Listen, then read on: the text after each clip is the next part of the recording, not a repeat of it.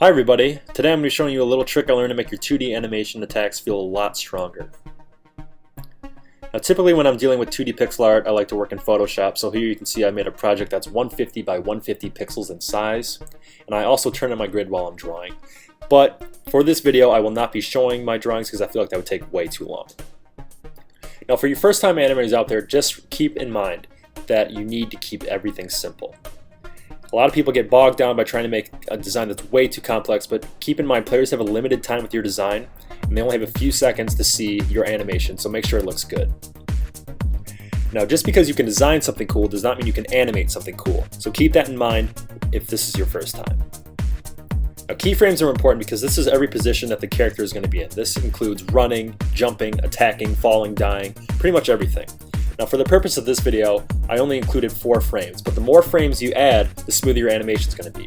But I feel that for 2D pixel art, it really lends to the game to have fewer frames because it makes it feel like those old 80s style arcade games.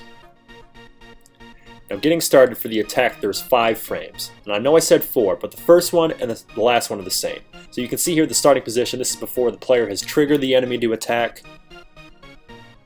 But after the enemy has been triggered, he raises his sword and is getting ready to attack.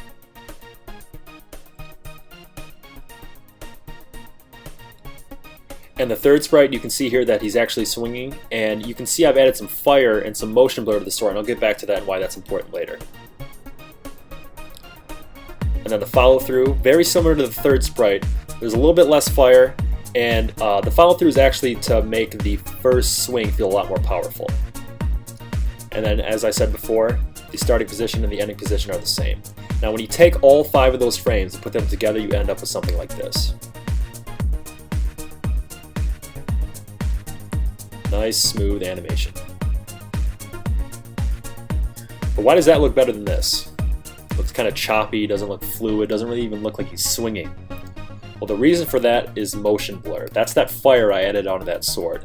That makes it feel like there's motion, like there's energy, there's power going into that attack. Now, another example you can look at is actually Link from Legend of Zelda.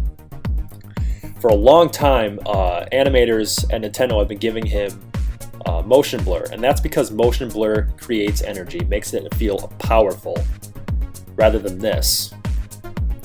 Make this. Hope that helps. Thanks for watching.